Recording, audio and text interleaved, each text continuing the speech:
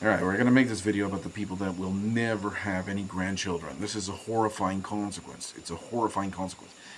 The people that will never have grandchildren, I'll give you an example. Mr. and Mrs. T. Right? There's a daughter and a son. Mr. and Mrs. T. Okay, there's a daughter and a son. The daughter was, 30, in her late 30s, going out with my friend, taking birth control from Dr. Michelle. And now that she's in her 40s, maybe even 41 now, I don't know how old she is right now, but I know that there's no grandchildren there. And you look on the Facebook of Mr. and Mrs. T, and there's no grandchildren, and that's it, right?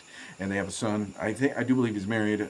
He's doing some petty, whatever nonsense he's doing, but there's no grandchildren there. That's what I'm trying to say. All right, so we got Mr. and Mrs. T. Mrs. B. I was actually talking to Mrs. B, and she's a married woman. They have a boy and a girl. Same thing. Same situation. There's no grandchildren. There will never be any grandchildren. Right? That's what I'm trying to say. There will never be any grandchildren. It's kind of creepy. Mr. and Mrs. F. Right? There's two boys, no grandchildren. No. There's just none. It will never be. There will never be any grandchildren, right? Because it's not like, okay, a man, okay, you can have you could theoretically father a child when you're in your 50s and 60s and 70s. You could, but with who, right? With who? Who would be the wife? Eh? It will never happen, right? So it's just creepy. So Mr. and Mrs. T, right? Two daughters, right? They are now past the wall, if you will, right? They are now past the wall. They will never have any grandchildren, right? Mr. and Mrs. S, right? If you will, yeah. Two girls and a boy, I think. There's no grandchildren, right? There's none. There will just never be any grandchildren. Mr. and Mrs. H, two boys, no grandchildren, okay? The husband died. C, right? Mrs. C, right? These are real people, right? The boy and a girl. She will never have grandchildren. The husband died already without any grandchildren, without having the chance to hold your own grandchild and say, grandpere or grandmere, I love you, grandfather, grandmother. These are real people that we know. Mrs. L, yeah, L. Yeah, no grandchildren. The girl's already, she's my age. I should be like 38 or 37, 30. I'm 37 right now. Something like that. There's some that do, right? So some that do, right? So all the people, I'm just naming some of the people that I know, right? So I've already named a whole bunch of people that, that we know. This is in our circle of friends that don't have any grandchildren, and they will never have any grandchildren, and their bloodline will die. Okay, one here or one there. Okay, how about a whole bunch of them that we like, a whole bunch of people that we know? It's creepy, man. It's just creepy. It's like in my own family, and we don't deserve the amount of, like, for example, my grandfather, right? And he's got a whole bunch of great grandchildren, and he's like, oh, this is great, so grandchildren. So he will never understand the plight, the horrifying consequence that these people have to suffer, right? Imagine dying in your last breath and knowing that, your family will die forever, right? There's just no continuity of your bloodline. Your bloodline has been, carried from so long ago, like literally like thousands of years ago, right? Like 2,000 years ago or whatever. And then, I traced my ancestry back to like the 1400s or whatever, and then prior to that, I had bloodline.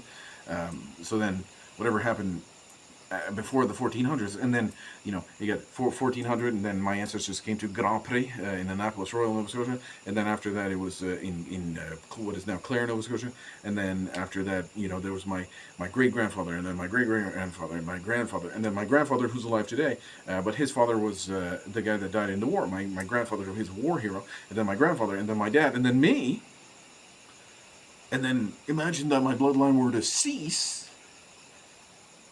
just because of Dr. Michel Dow's, gross medical negligence and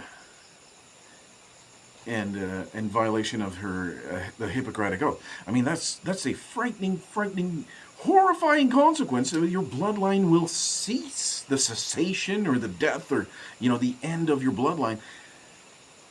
I don't know. I'm just kind of freaked out by that. Am I the only one that's like, this is my greatest fear, right? This is literally my greatest. Let's say, for example, I got 6 kids, and I'm gonna have a new baby, right? So that would be 7.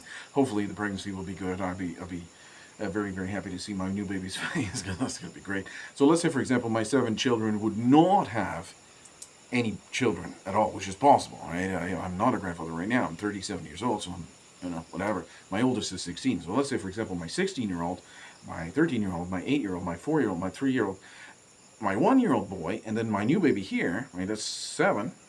Were to never have any children, which is possible. That would be like so crushing to me. I don't know. I'd be like, oh no, I gotta do something so that this doesn't happen, right? I don't know. Is that not right? Is that not a? Am I crazy for thinking that? Huh? I don't know. It's just how I feel. I don't want my bloodline to end. But what I'm seeing is that so many people's bloodlines are ending, right? And these people, like when I say Mr. and Mrs. T, this is a real husband and wife, right? They're married. They're married. But what's the point of them having 2 children anyways, right? Were they taking birth control pills? At the time they said, 2 is enough, right? 2 is enough. It seems like everybody got on this bandwagon, right? In my parents' generation, maybe even my grandparents' generation, at the time of the 1960s, it was fashionable to limit the amount of children because the women were getting all, loud and noisy and everything like that. So we're gonna not have as many grandchildren. What is more valuable and precious than a baby? Literally, there's nothing. Okay, so you want to make whatever. But everybody started doing it, right? When everybody starts doing something, then there's something going on there. Something really weird. It is weird. It is freaky. It is not right. There's something going on here. I'm telling you, there's something going on here. Why do all these people just have no grandchildren, right? Why? Why do all these people have no grandchildren? I'll tell you why. It's because people like Dr. Michelle Dow prescribing these abortifacient birth control pills, and they're keep on getting abortions,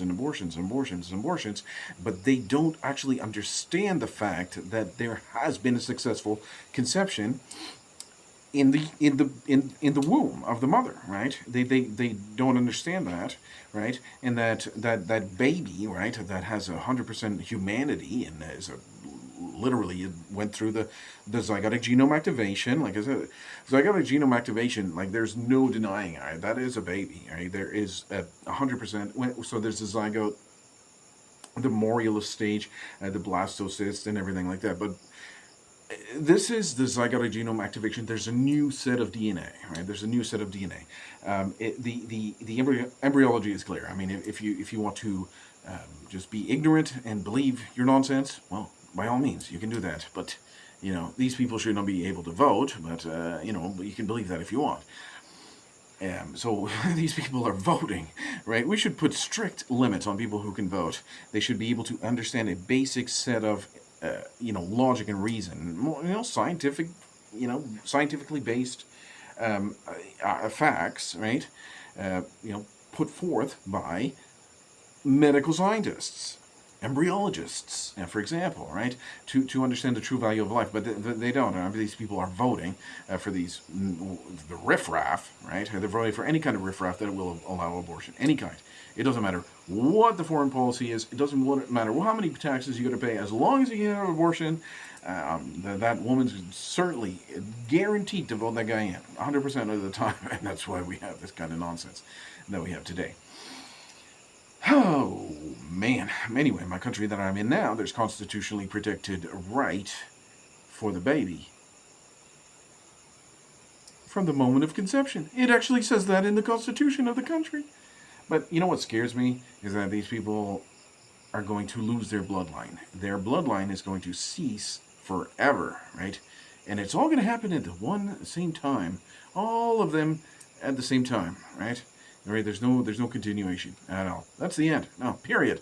The death literally not the death of you, of your bloodline. I mean, I'm not scared of death, right? And my grandmother dying and all this stuff. It's a little bit sad, but there will be a continuation because she had children and they had children and all this stuff. But let's talk about my cousin. She had an abortion. Disgusting act. Disgusting thing. A disgusting thing. An incredible thing. Incredible act of violence and a dirty, dirty sin. Right? So, yeah, that's the end of that bloodline. Right? She would so my uncle would my uncle my foolish uncle would never understand the joys of having grandchildren because he's so lazy drinking all the time and smoking pot, always smoking pot and all this stuff. So funny. Yeah, smoking pot and drinking. Okay, that's his thing, right? And he's always smoking weed and everything like that. And there's an abortion, right? My grandmother had an abortion as a granddaughter who had an abortion, and I put it in the obituary, but my mom took it out, right? So it's not in the obituary, but this baby was real. This baby was alive, and my baby that I lost was real, and it was alive. And I said, there was children there that didn't make it. My mom took it out of the obituary, but it doesn't erase their humanity. You can take it out of the obituary. She has the final say because I wrote most of the obituary and then she screwed it up and she gave it to the guy. But anyway, the funeral guy's pretty good, very professional and all that stuff. I was very pleased with their services, but I am not so pleased with the services of Dr. Michel Dow. Prescribing an abortifacient drug, right? Abortifacient drug under the guise of they are not an abortifacient drugs, right? That's how silly this whole thing is. It's very silly, right? She's saying, oh yeah, it's not an abortifacient drug, but it is, right? So that's what the whole point about this is. So the point of this video, and it's a gruesome, it highlights the horrifying consequences of this whole thing, is that these people will just never have any grandchildren, ever. No, like never. They will never have any grandchildren, right? How horrifying is that? How horrifying is that?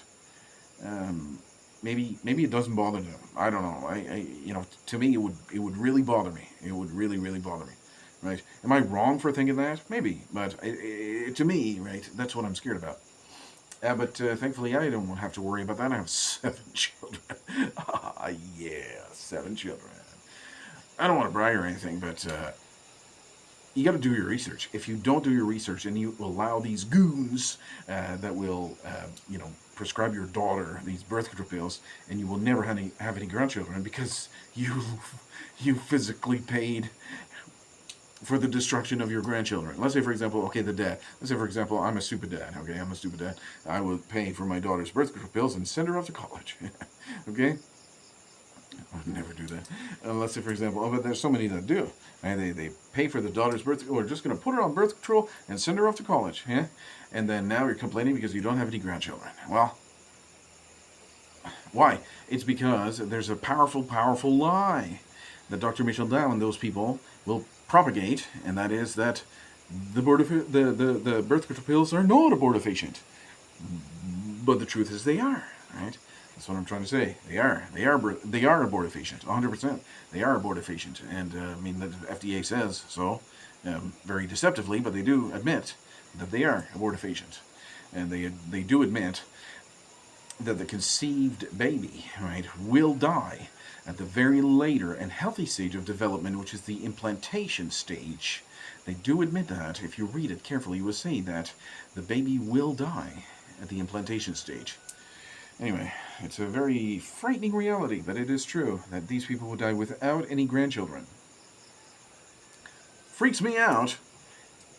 Maybe it doesn't freak you out. Maybe you're okay with it. You're at peace with it. You're at peace with your imminent doom, right? Doom, not just your death, okay? Death is, okay, for me, death, okay, whatever. I'm going to die. I'm going to leave my house to my kids and all this stuff, so they'll be okay. But no, who do you leave your house to? I don't know, the parish, the Roman Catholic Archdiocese. It happens. I'll see ya. Take care.